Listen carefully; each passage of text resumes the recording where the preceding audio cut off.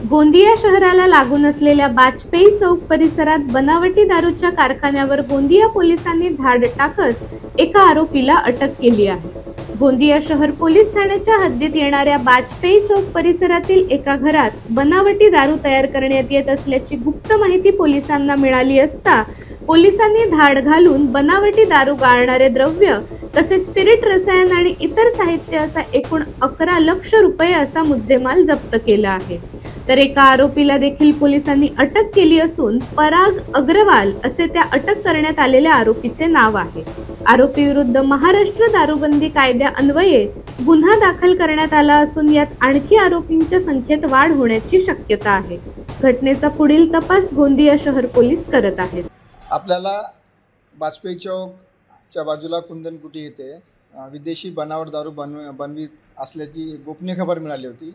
त्या खबरेवरून आपली टीम त्या ठिकाणी गेली, रेड केल्या।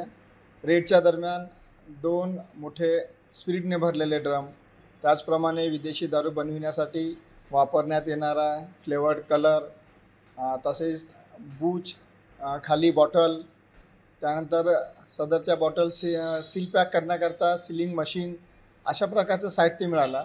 टोटल आपण 11 लाखाचं असं साहित्य त्या ठिकाणी जप्त केलं आणि विदेशी बनावट दारू बनविलेल्या अशा 10 रॉयल स्टॅग कंपनीच्या पेट्या आपल्याला त्या ठिकाणी मिळून आल्या।